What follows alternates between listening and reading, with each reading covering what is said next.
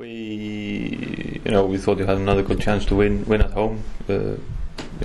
Obviously just for the second time this season, but it didn't go as planned. But we sort of, you still look at the game, you still think you did sort of okay in the second half, but they score 3 goals from outside of the box, and that's difficult to defend. But on the other hand, we weren't aggressive enough and didn't sort of create enough in the first half either.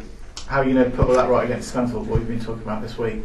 Well, I think it's good. There's another game around the corner, and we at home, so we got a chance to put that right and get that win at home. Obviously they're a team that's in and around you. Does that make it even more important, the fact that they're kind of scrapping it out as well at the moment? Yeah, the points are very important at this stage of the season. You get yourself in the middle of the table. You look at the rest of the season. You still maybe got a chance to get sort of in and around the playoffs. But if you stay down there for too long, it's going to be difficult to get off the league. Do you think Reading could be sucked into a relegation battle?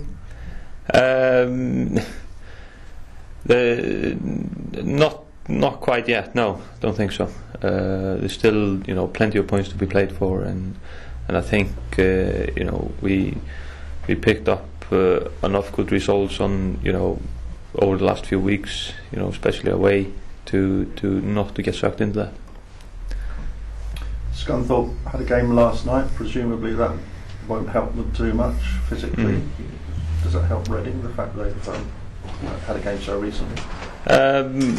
Yeah, physically it's maybe a slight advantage to us, and they have to travel down here from Scunthorpe. But come Saturday, I think you are as ready as you are. It doesn't matter whether you played the game 2 days ago or 3 days ago. Back to Palace, Victor Moses looked a bit useful. People were talking about him as a Premiership player afterwards. Did you see that sort of quality from him? Yeah, he made whatever happened.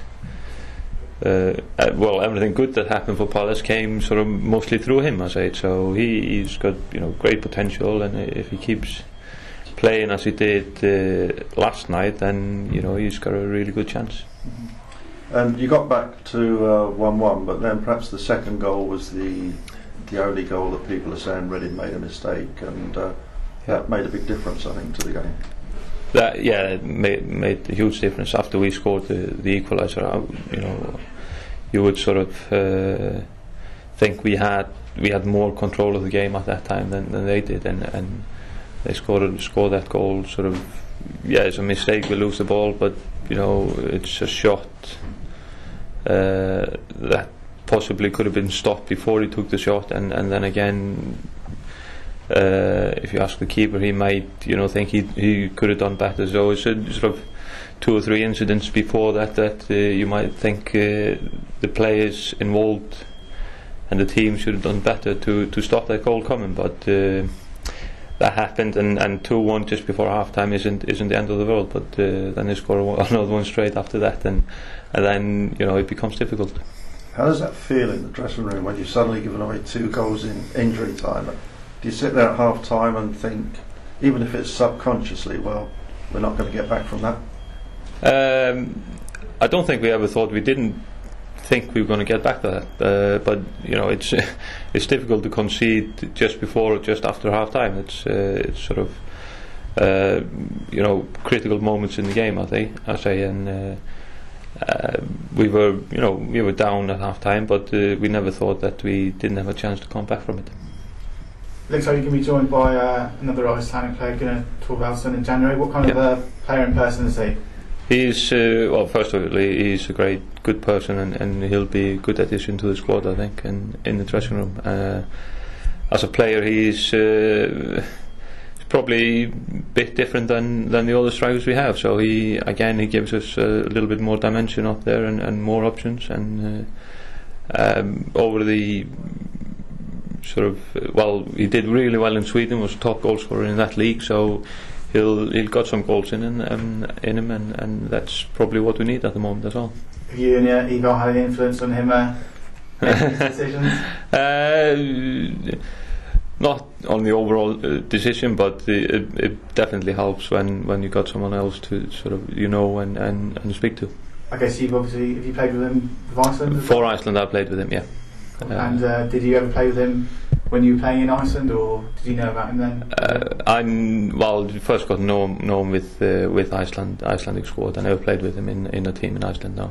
Cool. What do you think it is with Reading and Icelandic guys? Obviously, it's guilty.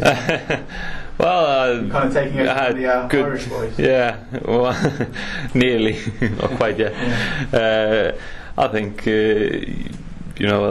probably the clubs had good experience with players from Iceland, and that helps, and they keep looking in that direction. So obviously they have to be good enough, and if they're Icelandic, that's that helps. Yeah. Cool. You all got the same agent, have you? that always helps. Yeah, well, it's always a bit of clue in that, isn't it? Yeah.